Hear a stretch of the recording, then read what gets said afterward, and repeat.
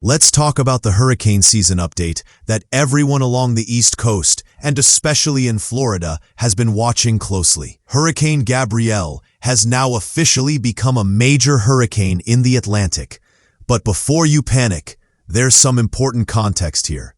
While Gabrielle itself is not on track to slam into Florida or the eastern United States, it is powerful enough to stir up some dangerous surf, rip currents, and beach hazards.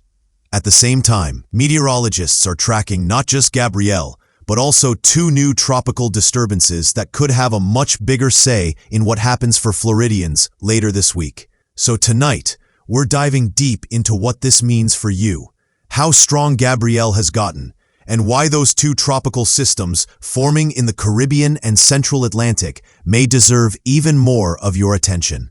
Hurricane Gabrielle has gone through a dramatic transformation over the last few days. After spending nearly a week battling wind shear and dry air, it finally pushed through those barriers and quickly strengthened into the second hurricane of the 2025 Atlantic season. By Sunday afternoon, Gabrielle had officially reached hurricane strength, and by Monday morning, it had intensified further into a major Category 3 storm. Forecasters now say it could even peak as a Category 4 hurricane, with sustained winds ranging from 130 to 156 miles per hour. That is a powerful storm by any measure, and even though it's not on a direct collision course with Florida, its sheer size and energy are already creating ripple effects for the East Coast. That's why experts keep reminding us not to focus too much on just one storm track or one spaghetti model. Forecast models are tools,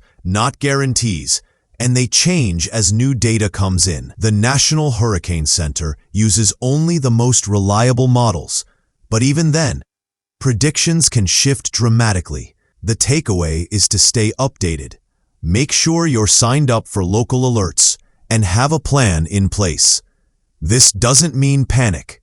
It means preparation. We are still in the heart of hurricane season, and as we've seen many times before, the storms that end up causing the biggest impacts are not always the ones that looked most dangerous at first. So here's where we leave things tonight. Hurricane Gabrielle is strong, but it's not the storm that Florida needs to fear. Its biggest impact will be dangerous surf, rip currents, and rough beach conditions across the East Coast. The real attention should be on those two tropical disturbances, both of which have the potential to grow in the coming days. One of them may just fizzle out, but the other can strengthen quickly once it hits warmer waters near the Bahamas. If you're in Florida or anywhere along the southeastern U.S., this is the time to stay alert, stay prepared, and stay tuned to reliable updates. Because in hurricane season, things can change faster than you think, and being informed is the best way to stay safe. Let's break down exactly where Gabrielle is right now. As of the latest update from the National Hurricane Center, Gabrielle was located around 180 miles southeast of Bermuda, moving north at about 10 miles per hour. Maximum sustained winds have reached roughly 120 miles per hour, and hurricane-force winds extend 25 miles out from the center. Tropical storm-force winds stretch much farther, outward up to 140 miles. That means while the storm isn't brushing up against the U.S. coastline, the Atlantic waters are still feeling the push. Swells generated by Gabrielle are already reaching from North Carolina up through the northeastern coastline, and Florida is also dealing with higher than normal surf and dangerous rip currents. If you're heading to the beach this week, this is definitely something to take seriously. The good news, at least for residents on the U.S. mainland, is that steering winds and a weakness in the Bermuda High are expected to keep Gabrielle turning away from land. Forecast models show the storm continuing to push northeastward into cooler waters by midweek, which should gradually weaken the hurricane. But don't be fooled by that shift. Even without a direct landfall, Gabrielle is large enough to create conditions that can still put lives at risk, especially for those enjoying coastal activities. The National Weather Service has already issued high rip current statements across much of Florida's east coast, lasting through at least late Tuesday night.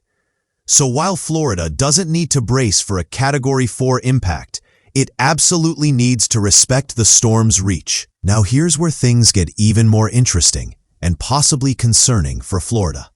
While Gabrielle spins safely out at sea, meteorologists are closely watching two tropical disturbances that are brewing much closer to home. The first one is a tropical wave moving across the central Atlantic. It doesn't look too organized just yet, but the National Hurricane Center gives it a 20% chance of developing in the next 48 hours, and a 70% chance of turning into a tropical depression within the next week. That's a pretty high probability, and as it continues its westward track, Florida will definitely want to keep an eye on how quickly it strengthens. The second tropical disturbance may not be as strong right now, but it could end up being the one that makes the most noise for Floridians. This system is already closer to the northeastern Caribbean and has about a 40% chance of development within the next week.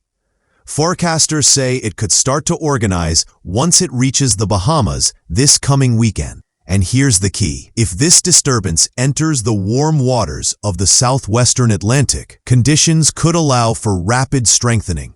In other words, while Gabrielle may be hogging the headlines today, the real story for Florida could come from one of these smaller but closer disturbances that have room to grow quickly. To give you some perspective on what rapid intensification means, hurricanes draw their power from warm ocean waters. Right now, parts of the Caribbean and Atlantic are warmer than average, which is basically like jet fuel for any developing storm. If a system organizes just right and taps into those conditions, it can jump from a weak tropical depression to a strong hurricane in a matter of days or even hours. That's why forecasters are urging caution. Just because a wave looks harmless now doesn't mean it will stay that way.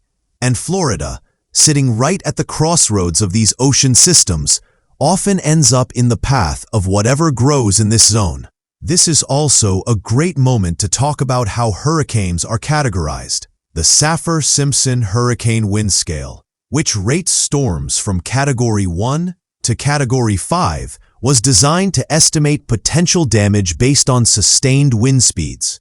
A Category 1 storm, with winds between 74 and 95 miles per hour, can cause roof damage and uproot shallow trees. Category 2 storms, with winds between 96 and 110 miles per hour, can knock out power for days or weeks.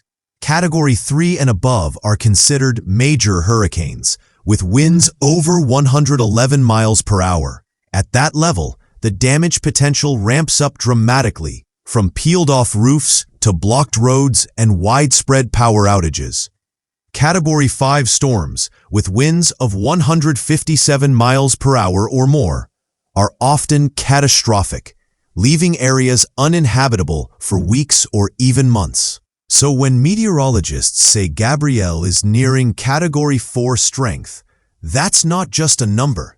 It's a real-world marker of how destructive the storm could be if it were aimed at land. Thankfully, the steering patterns are pushing it away, but that same scale is what forecasters will use to measure the potential threat from the tropical waves still developing.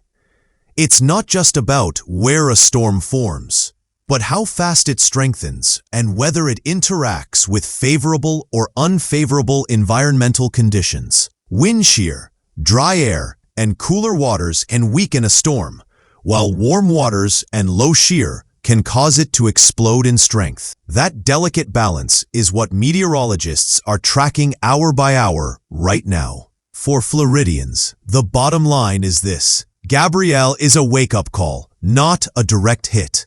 It shows how quickly storms can shift from struggling systems into major hurricanes. And it highlights the need to pay attention even when a storm isn't pointing straight at your coastline.